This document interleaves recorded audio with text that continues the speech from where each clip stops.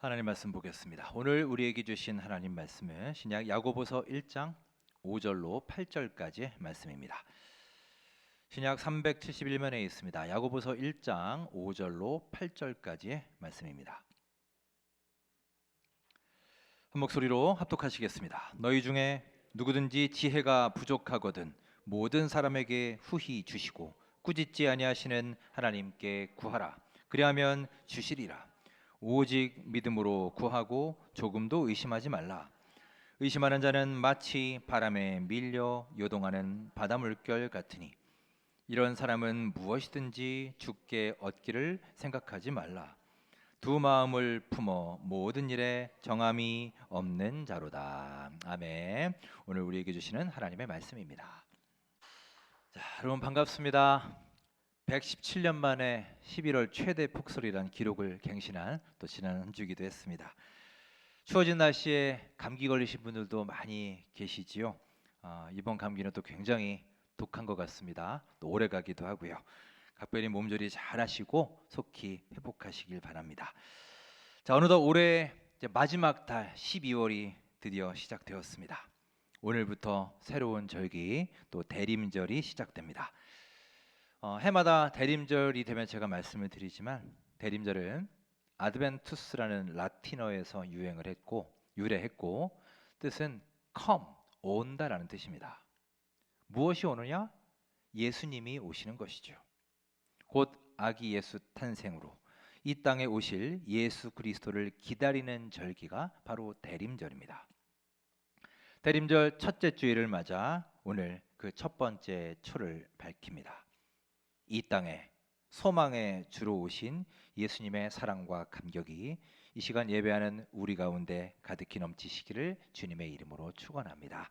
함께 우리 축복하며 인사 나누겠습니다. 반갑습니다. 잘 오셨습니다. 주님의 은혜와 사랑과 감격이 하루하루 넘치시길 소망합니다. 반갑습니다.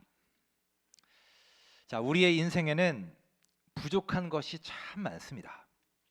돈도 부족합니다. 인격도 부족합니다. 능력도 부족합니다. 지식도 부족하고요.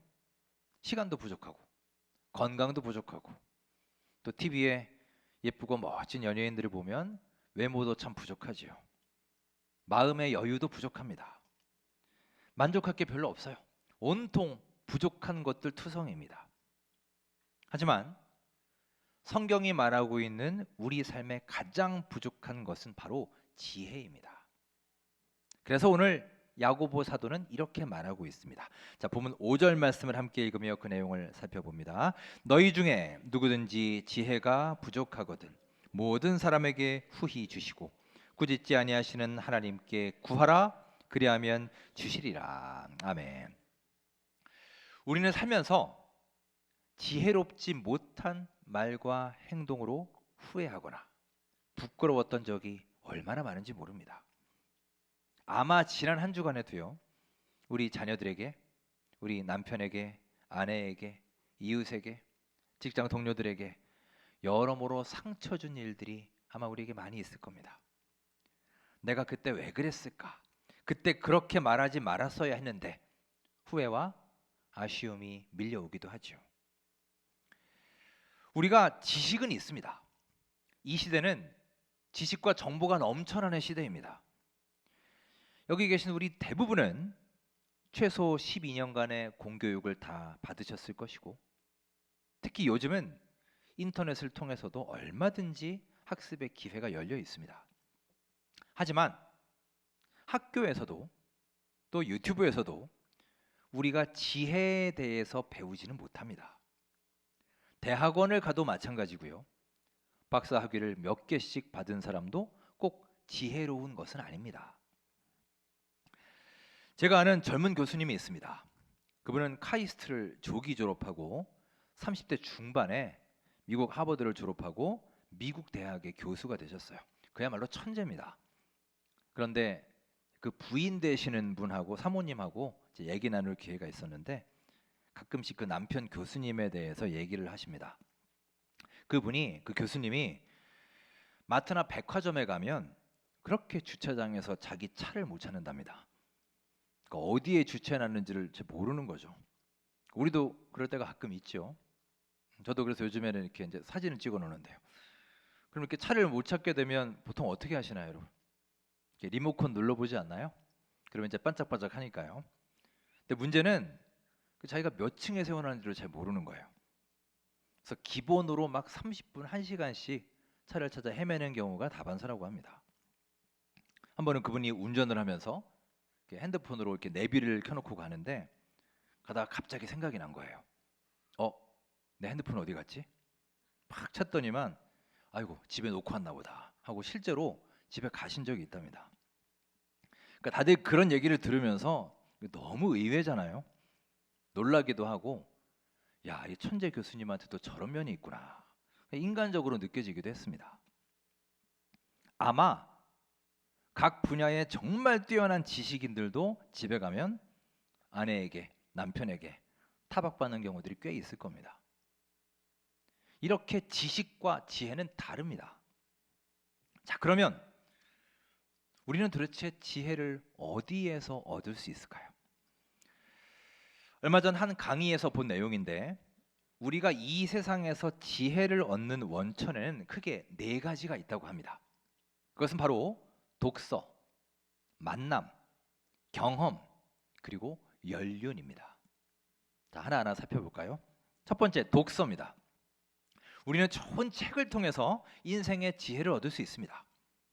확실히 독서를 많이 하면 더 지혜를 많이 얻을 수 있는 것 같습니다. 독서는 단순한 지식 습득이 아니라 그 안에 담겨 있는 수많은 지혜들을 깨닫는 방편이 될 수 있지요. 누군가의 삶을 간접적으로 경험하게 되기 때문입니다. 오늘 광고 드린 것처럼 이제 시무권사 교육 마지막 시간입니다. 권사 교육을 하면서 제가 이제 숙제를 내드렸는데 그 중에 앞으로 우리 교회에서 시행했으면 하는 교육이나 프로그램이 있으면 의견을 주십시오라는 문제가 있었습니다. 그 중에 한 분이 좋은 신앙 서적을 소개하고 같이 읽도록 안내하는 기회가 있으면 좋겠습니다. 이런 의견을 주셨습니다. 참 좋은 의견이고요.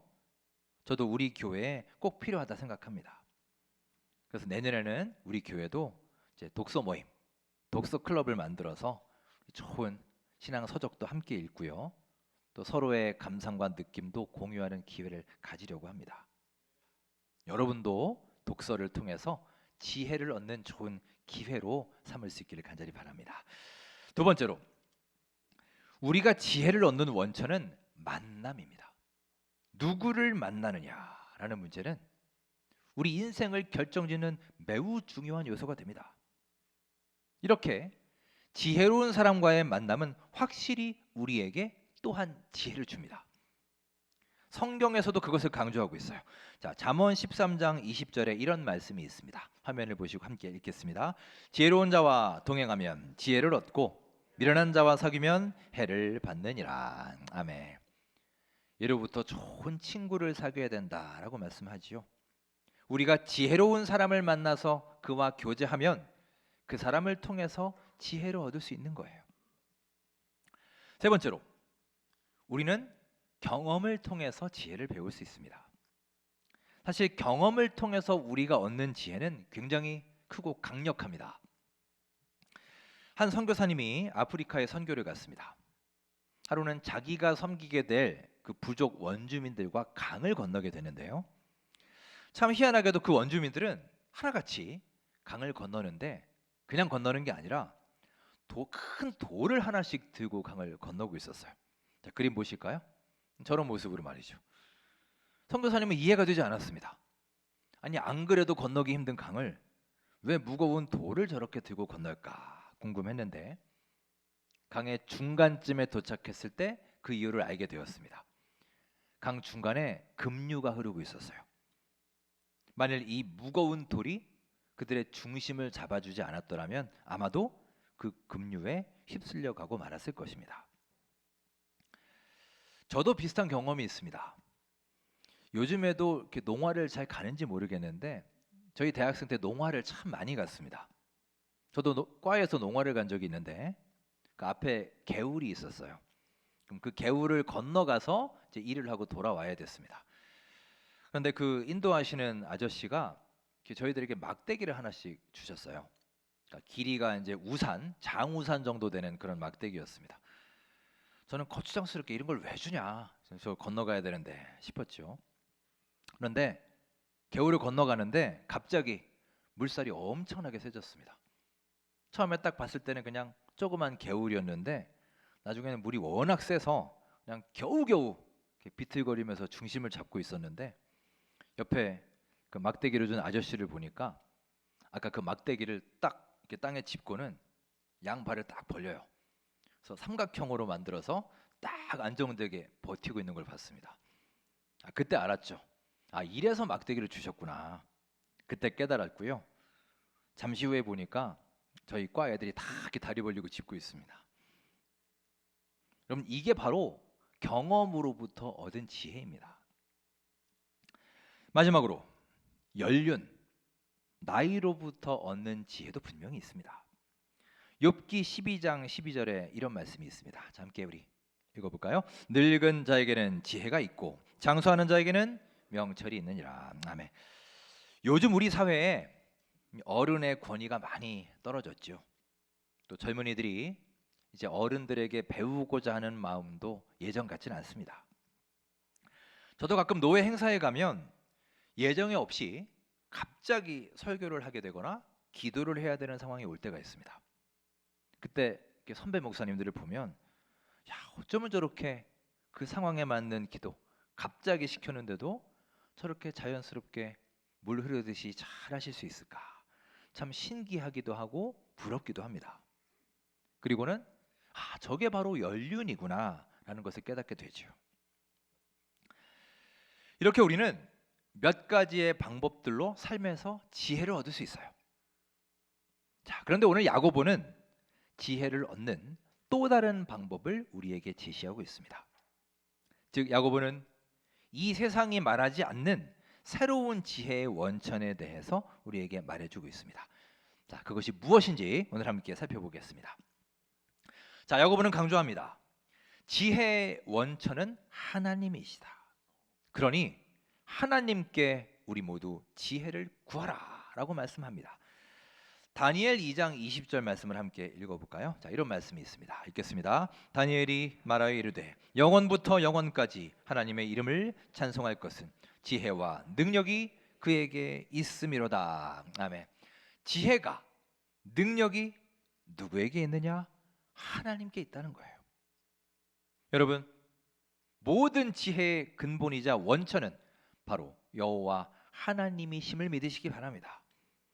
자, 17절 말씀에 이렇게 말하고 있습니다. 함께 같이 읽어보겠습니다. 온갖 좋은 은사와 온전한 선물이 다 위로부터 빛들의 아버지께로부터 내려오나니 그는 변함도 없으시고 회전하는 그림자도 없으시니라.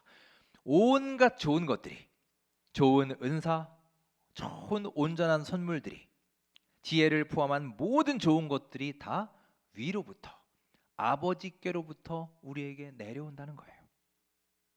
여러분, 이것은 세상의 이치와는 다른 것입니다. 이 세상에서는 들을 수 없는 얘기예요.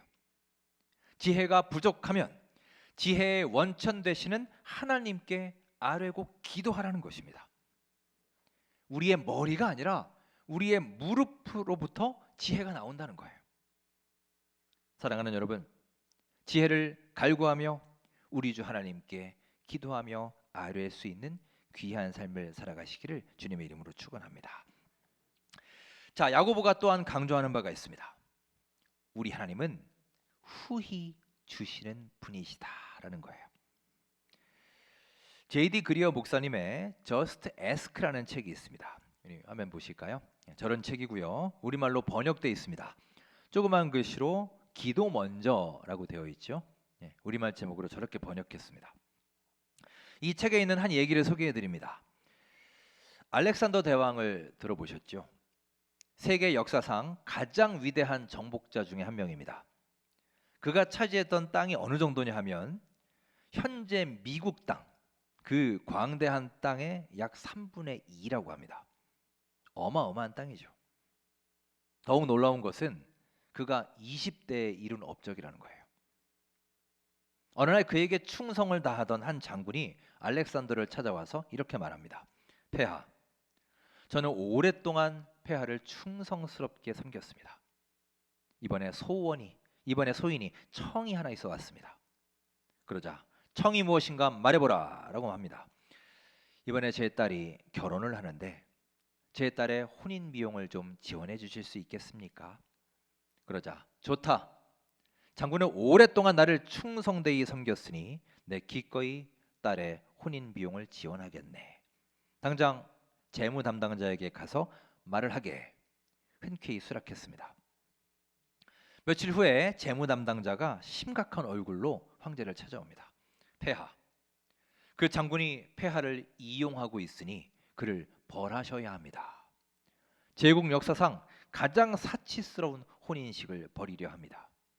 그가 지금 폐하의 후하심을 이용하고 있으니 그를 벌하셔야 마땅할 줄 압니다.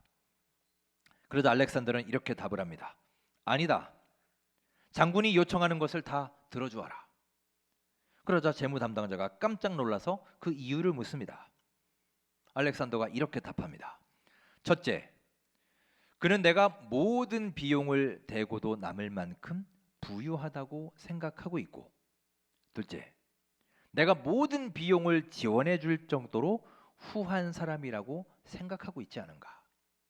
그만큼 나를 대단하고 후한 존재로 보고 있으니 내 기꺼이 그 청을 들어주겠노라.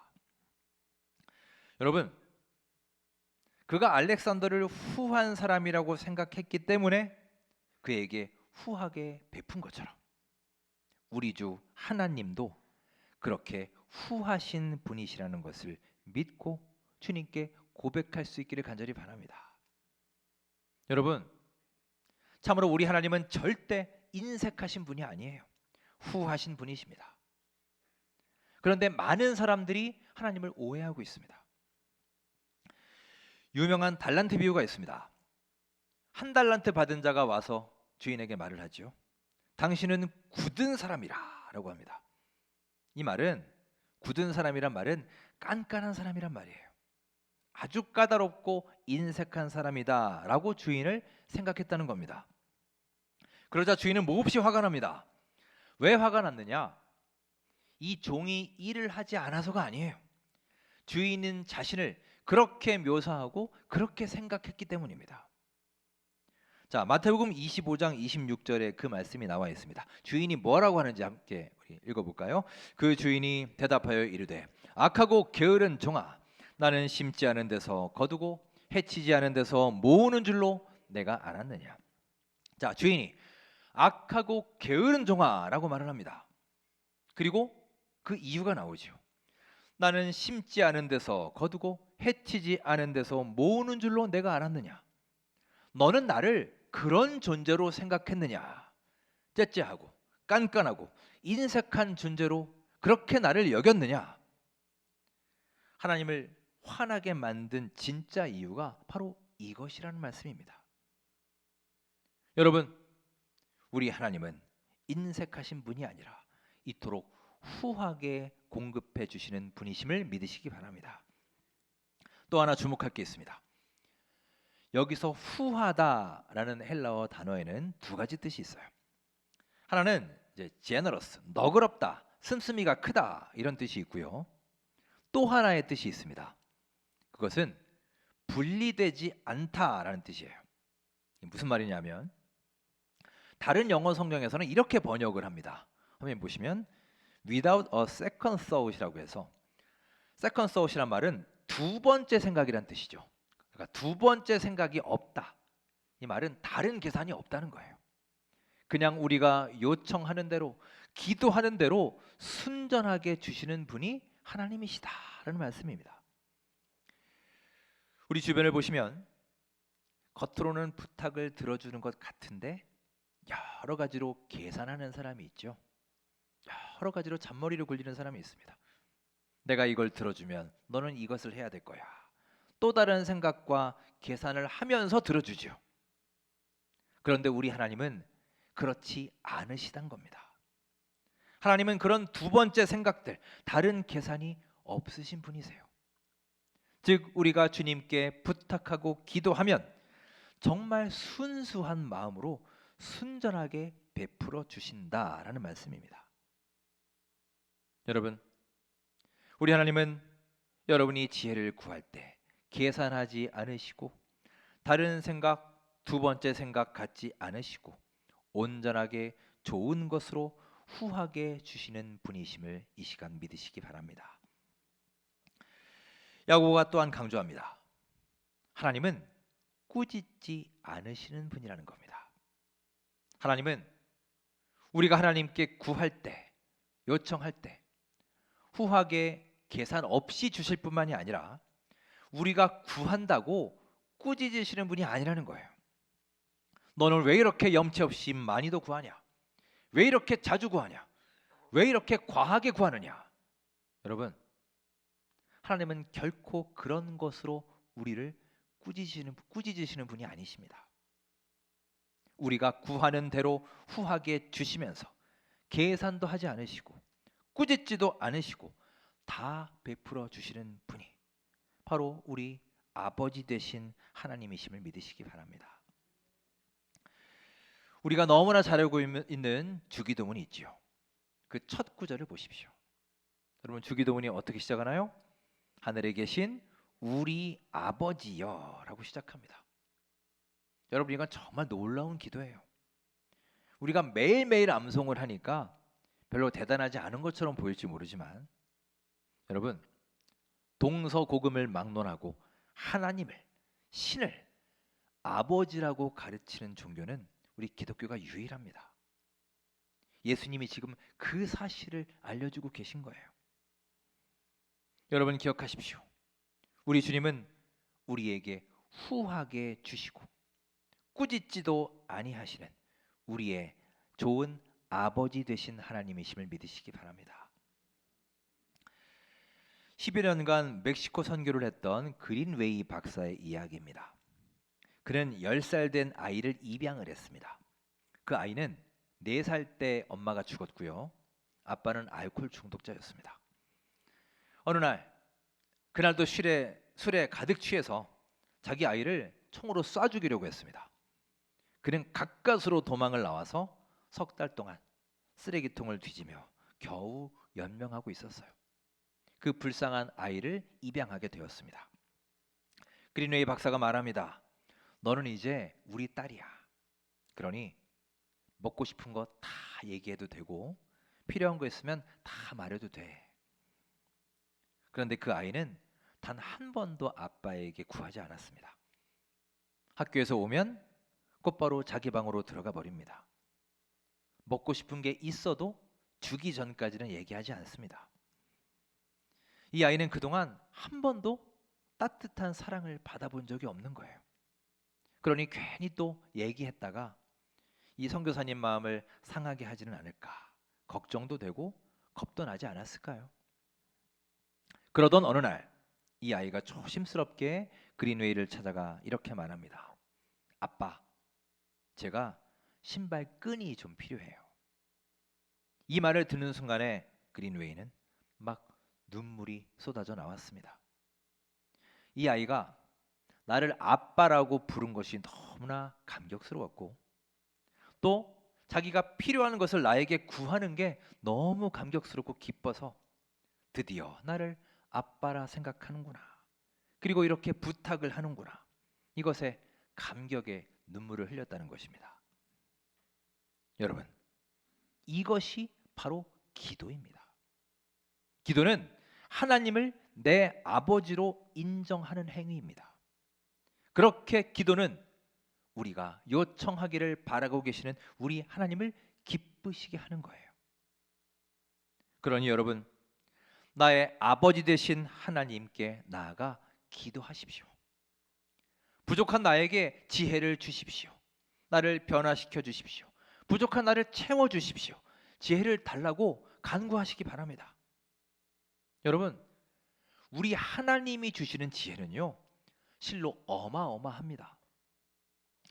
앞서 얘기한 것처럼 우리가 책을 읽고 지혜로운 사람을 만나고 경험을 쌓고 나이가 들어도 물론 지혜가 생기지만 하나님이 부어주시는 지혜는 이런 것들과 비교조차 할 수 없어요.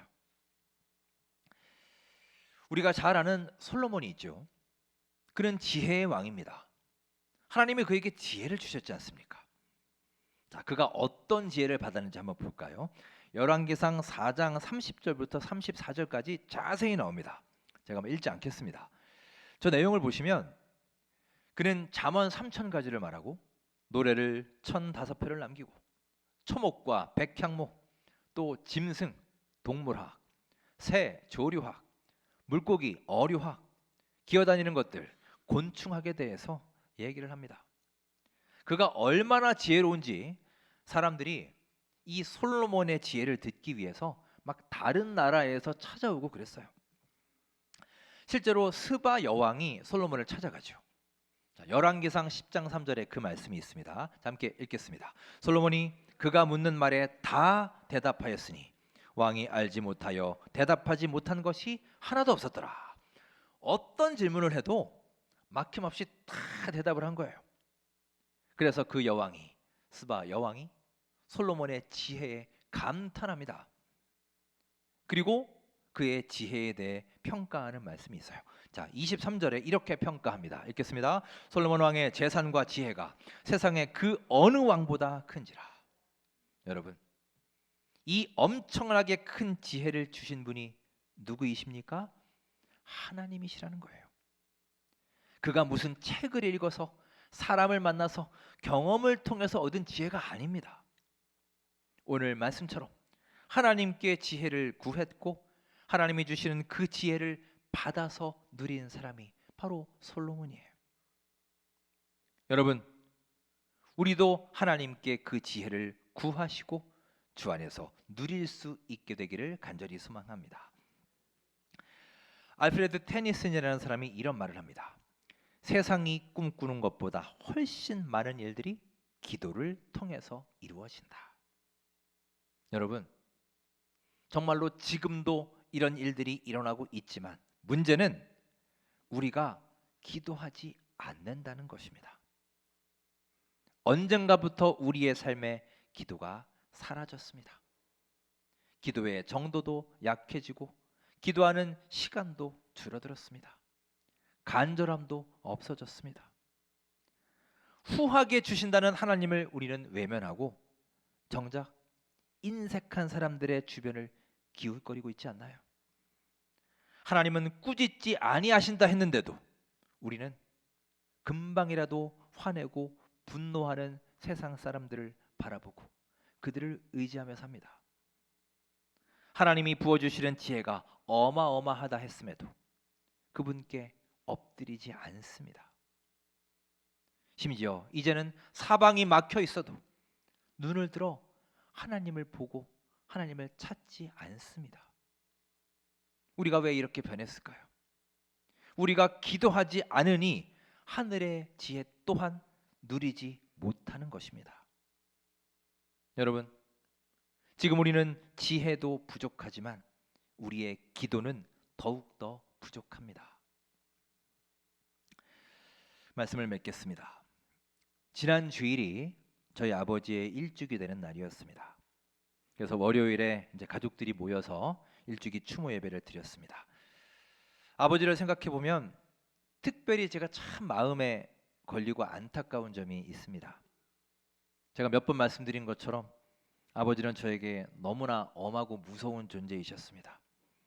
그래서 저는 언젠가부터 아버지에게 아빠 뭘 해주세요, 뭘 사주세요 이런 요구를 한 번도 해본 적이 없습니다. 물론 성인이 제 힘으로 하는 것도 맞겠지만 그래도 아버지 입장에서는 많이 서운하시지 않았을까. 아빠 이것 좀 해주세요, 사주세요, 뭔가 요청하고 구하고 이런 아들의 모습을 바라시지 않으셨을까, 이 생각이 제가 이제서야 듭니다. 여러분, 우리의 아버지 되신 하나님도 여러분과 저에게 이런 마음이시지 않을까요? 왜 너는 구하지 않느냐? 나는 기다리고 있는데 왜 아버지 되신 나에게 와서 요청하고 기도하고 찾지 않느냐? 왜 나에게 말하지 않니? 여러분, 우리 삶에 기도할 제목들이 얼마나 많으십니까? 여러분 정말 기도할 게 없으십니까? 공부하는 학생들, 취업을 앞두고 있는 취준생들 모두 하나님의 지혜를 간절히 구하시기 바랍니다. 사업하는 분들, 직장 생활하시는 분들, 순간순간 내가 어떤 결정과 어떤 판단을 내려야 될지, 어떻게 처신해야 될지 하나님의 지혜를 구하십시오. 우리 모두 기도의 무릎을 꿇고 하늘의 지혜를 풍성히 경험하게 될 수 있기를 주님의 이름으로 축원합니다.